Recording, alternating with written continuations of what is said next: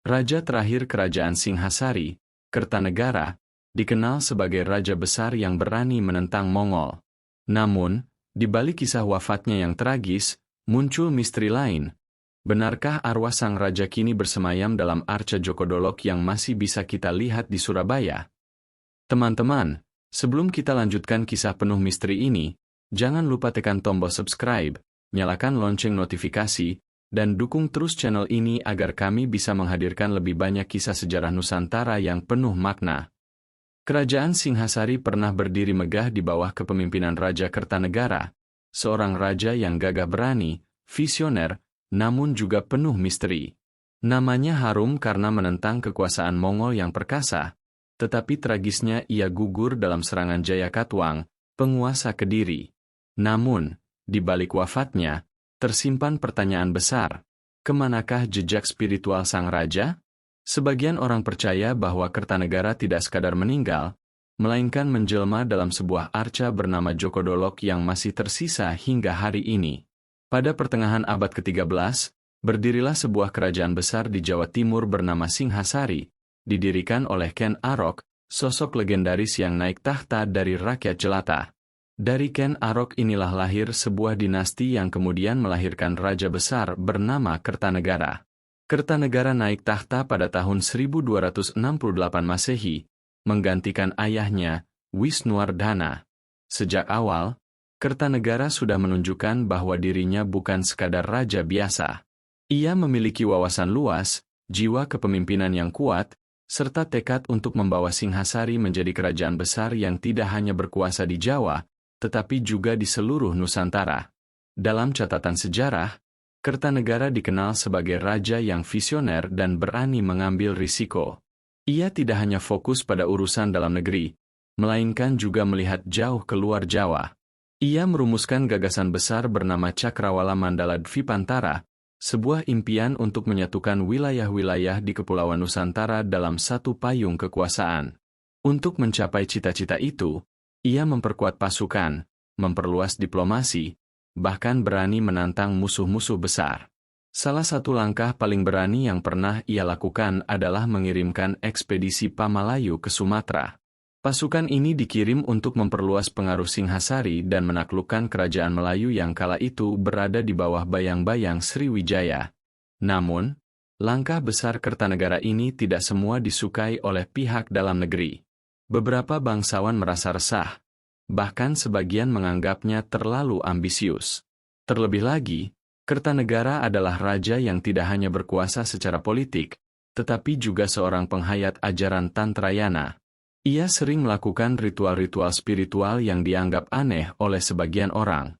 Ada yang menganggapnya seorang raja bijaksana, tetapi tidak sedikit pula yang menilainya eksentrik. Meski begitu, bagi rakyat dan pengikut setianya, Kertanegara adalah simbol kekuatan dan kejayaan. Di bawah kepemimpinannya, Singhasari benar-benar mencapai puncak kejayaan. Ia berhasil mengendalikan sebagian besar Jawa, menjalin hubungan dengan kerajaan-kerajaan di luar pulau, dan membuat nama Singhasari harum di seluruh Nusantara. Namun, di balik semua kejayaan itu, perlahan-lahan muncul bayangan kelam. Musuh-musuh yang diam-diam mengintai, dendam lama yang belum padam, serta kesibukan Kertanegara dalam memperluas wilayah membuat pertahanan dalam negeri menjadi lengah. Dan kelengahan inilah yang nantinya akan mengantarkan sang raja menuju akhir hidupnya yang tragis.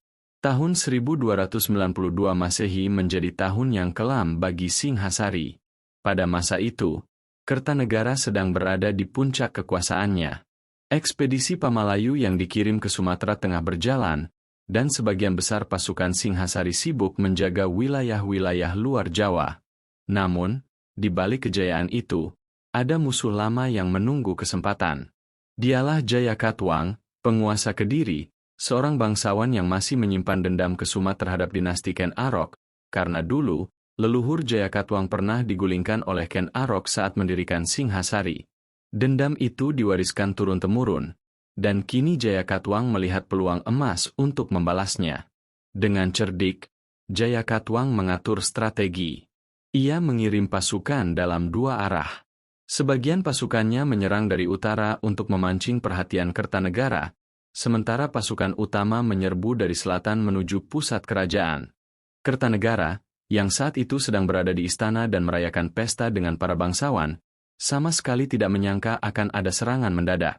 Ketika kabar penyerangan tiba, istana sudah terkepung rapat.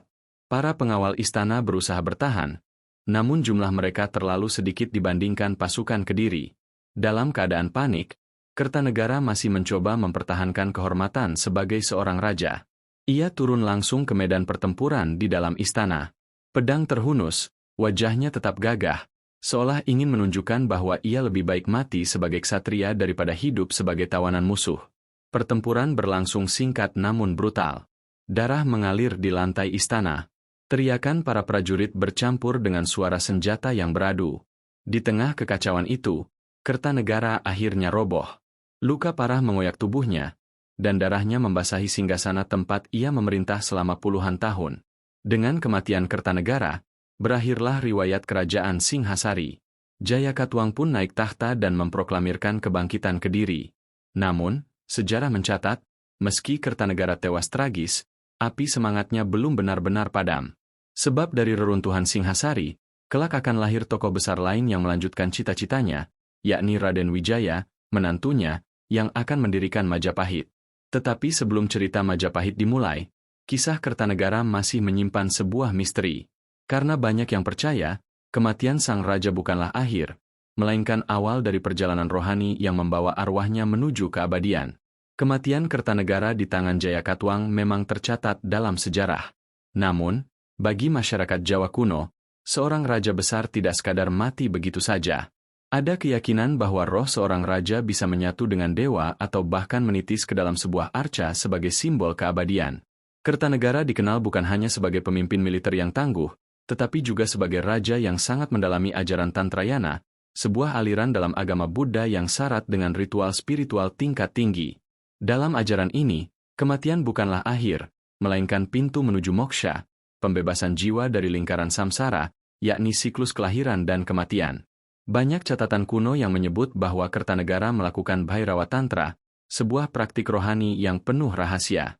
Melalui ritual-ritual itu, seorang raja bisa mempersiapkan dirinya untuk hidup kembali dalam wujud lain setelah kematiannya. Tidak sedikit orang percaya, sebelum wafat, Kertanegara sudah menyiapkan tempat bagi arwahnya untuk bersemayam. Dan tempat itu diyakini adalah sebuah arca perwujudan dirinya, yang kini dikenal dengan nama Jokodolok. Arca ini awalnya berdiri di Candi Wurara, dekat Blitar, sebagai simbol bahwa Kertanegara telah menyatu dengan Dewa Pelindung, yakni Buddha Mahkobhya. Seiring berjalannya waktu, arca ini dipindahkan ke Surabaya, dan masih bisa kita saksikan hingga hari ini, duduk tenang di tengah hiruk-pikuk kota, seakan menjadi penjaga abadi yang menyaksikan perjalanan zaman. Bagi masyarakat Jawa, keberadaan arca Jokodolok bukan sekadar peninggalan arkeologis, melainkan juga memiliki aura mistis. Ada yang percaya bahwa roh Kertanegara masih hidup di dalamnya, menjaga keseimbangan spiritual, sekaligus menjadi pengingat akan kejayaan Singhasari yang pernah berdiri megah. Inilah yang membuat kisah Kertanegara berbeda dengan raja-raja lain. Ia tidak hanya meninggalkan sejarah politik, tetapi juga jejak spiritual yang sulit dijelaskan oleh logika semata.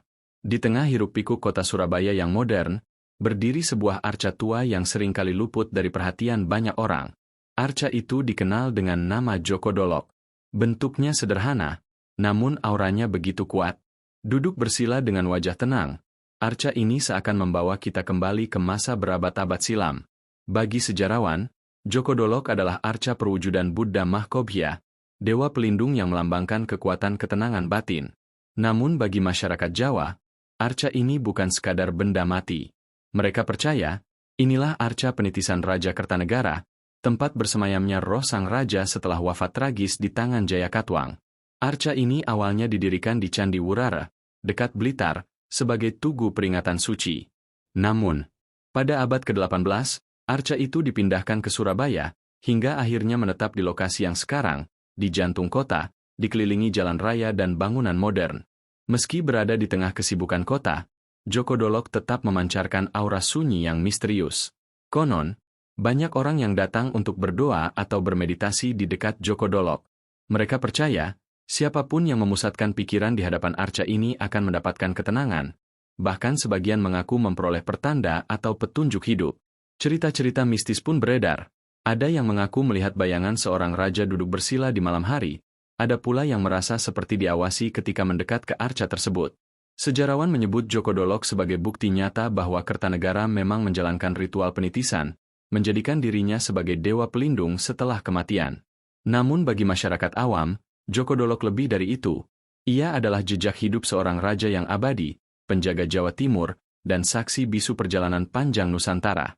Bayangkan, sebuah arca yang berusia lebih dari 7 abad, masih bertahan hingga kini.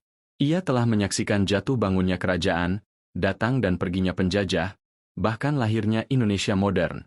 Namun tetap diam, tetap teduh, seakan menyimpan rahasia besar yang tak pernah terungkap sepenuhnya. Meski tubuhnya telah roboh di Istana Singhasari, nama Kertanegara tidak pernah benar-benar hilang dari sejarah. Ia gugur sebagai korban pengkhianatan, tetapi jejaknya tetap abadi dalam ingatan bangsa. Dalam catatan resmi, kematiannya menandai berakhirnya kerajaan Singhasari. Namun dalam keyakinan spiritual Jawa, Kertanegara justru menapaki jalan baru. Ia menyatu dengan arca Djoko Dolok, menjelma sebagai wujud Buddha Mahkobhya. Dengan demikian, ia bukan sekadar raja yang wafat, melainkan raja yang abadi, penjaga rohani tanah Jawa. Djoko Dolok yang masih bertahan hingga hari ini menjadi bukti nyata bagaimana seorang raja tidak hanya dikenang lewat istana atau medan perang, tetapi juga melalui dimensi spiritual. Ia bukan sekadar benda bersejarah, melainkan simbol kesetiaan seorang pemimpin pada cita-cita besarnya, bahkan hingga setelah kematian. Lebih dari itu, warisan Kertanegara juga hidup melalui Raden Wijaya, menantunya, yang berhasil melarikan diri dari kehancuran Singhasari. Raden Wijaya kemudian mendirikan Majapahit, kerajaan besar yang benar-benar mewujudkan cita-cita Kertanegara untuk menyatukan Nusantara. Dengan demikian, meski Kertanegara gugur tragis, api semangatnya tidak pernah padam. Ia hidup dalam Djoko Dolok, ia hidup dalam Majapahit, dan ia hidup dalam ingatan bangsa Indonesia hingga sekarang. Jejaknya menjadi pengingat bahwa seorang pemimpin sejati bukan hanya meninggalkan tahta dan harta, melainkan juga warisan visi dan semangat yang terus menginspirasi generasi berikutnya. Apakah mau saya rangkai sekalian penutup narasi yang singkat, menyentuh, plus ajakan untuk komentar subscribe, agar pas dipakai di bagian akhir video YouTube? Demikianlah kisah jejak Kertanegara, Raja terakhir Singhasari. Dari seorang raja besar yang berani menentang Mongol, gugur tragis karena pengkhianatan, hingga dipercaya menjelma dalam arca Djoko Dolok yang masih ada hingga kini. Sebuah kisah yang mengajarkan kita bahwa kematian bukanlah akhir, melainkan awal dari perjalanan baru. Bahwa seorang pemimpin sejati tidak pernah benar-benar mati, ia hidup dalam warisan, dalam doa, dan dalam ingatan generasi setelahnya. Lalu pertanyaannya, menurut Anda, apakah benar roh Kertanegara masih bersemayam dalam arca Djoko Dolok? Ataukah itu hanya simbol spiritual semata? Silakan tuliskan pendapat Anda di kolom komentar, karena setiap sudut pandang akan menambah kaya makna dari sejarah kita. Dan jangan lupa, tekan tombol subscribe, nyalakan lonceng notifikasi, serta bagikan video ini agar semakin banyak orang yang mengenal sejarah dan misteri Nusantara. Sampai jumpa di kisah-kisah berikutnya.